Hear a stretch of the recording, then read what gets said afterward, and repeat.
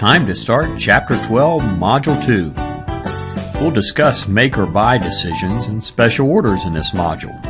You all set, Sketch? You bet! First up, make or buy decisions.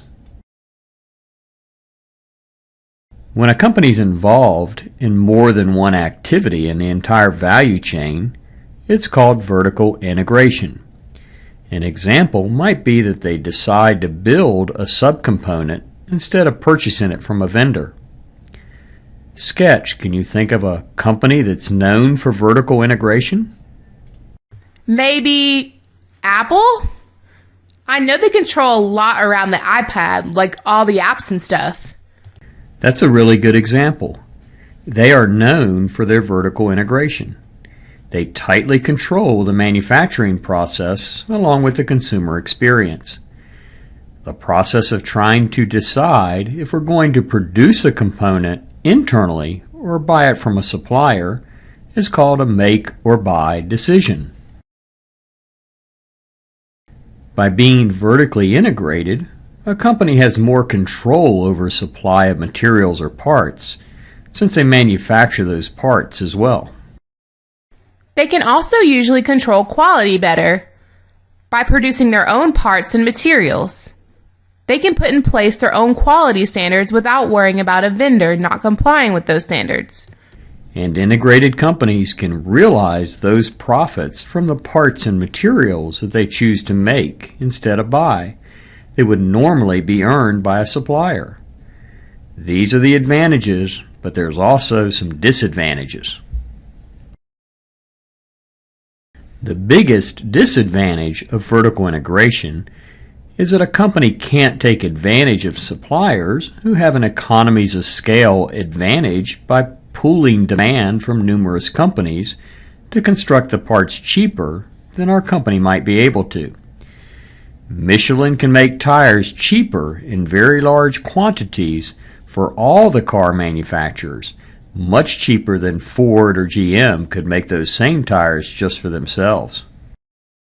While the economies of scale factor can be good, a company must be careful to retain control over activities that are essential to maintaining its competitive position.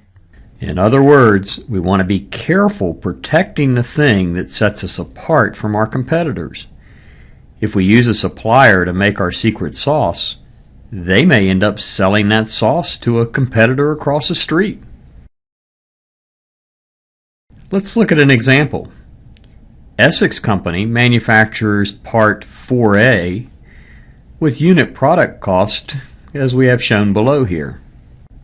You can see these individual costs add up to a total of $30 per unit total product cost. We also have the following assumptions. The equipment that we use to manufacture the part doesn't have any resale value, so we can't get rid of it. Our total general factory overhead is allocated based on direct labor hours and is unaffected by this decision. This might be things like electricity or insurance costs. Our $30 unit product cost is based on 20,000 units produced. We have an outside supplier offer to sell the 20,000 parts to us at a cost of $25 per part. Given all of these assumptions, should Essex make or buy part 4A? At first glance, it seems like a good deal. The production cost of the part was $30, and they're offering to sell the part to us for $25. But we need to look a little closer. As part of our decision process, we identify all of the avoidable costs if we purchase from outside and compare those to the cost of the purchase itself. If the avoidable costs are greater than the cost of the purchase, then it would be less expensive to buy the part, and we should do that. If the avoidable costs are less than the cost of the purchase, we would lose money if we purchased from outside, so we would continue to make the part internally.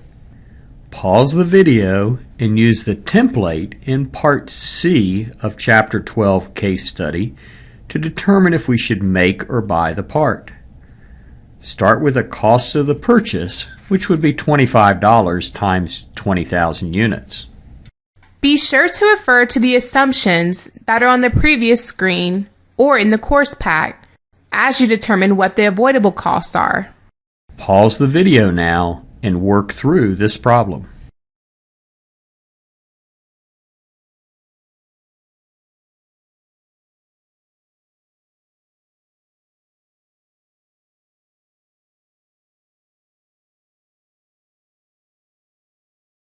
We start with the cost of the purchase if we were to buy the part from the supplier. This would be 20,000 units times $25, or $500,000. All of the direct materials, direct labor, and variable overhead are avoidable since we would not have those costs if we bought the part.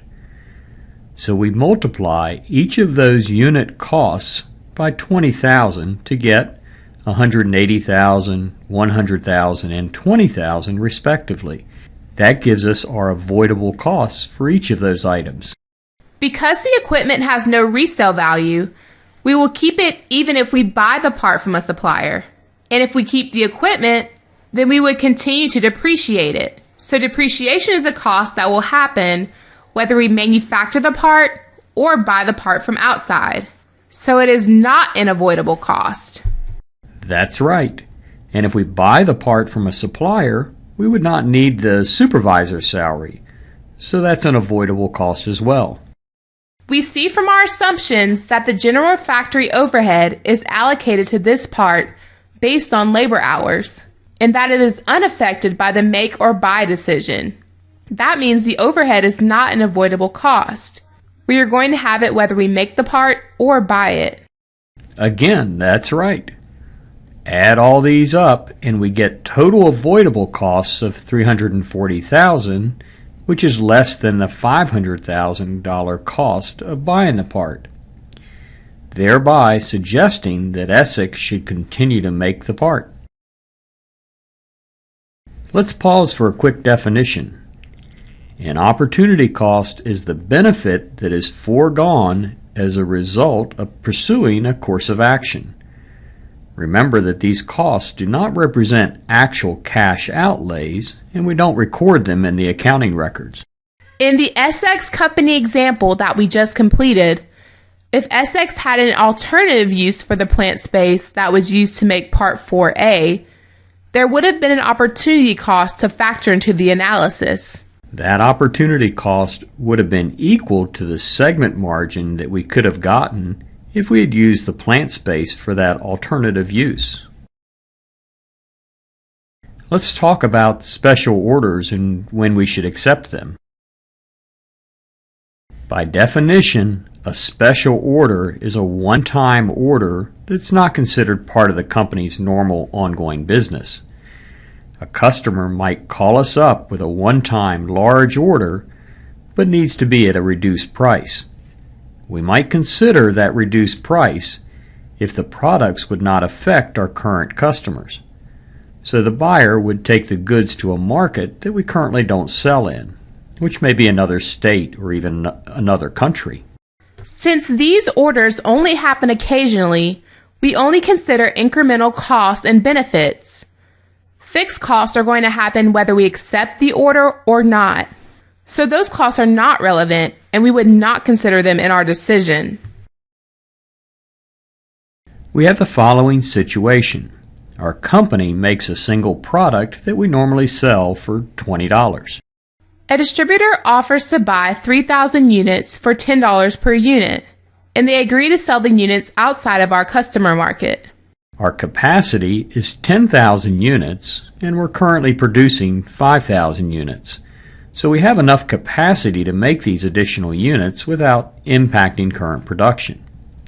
So the question is, should we accept this offer? Jet's contribution income statement looks like this.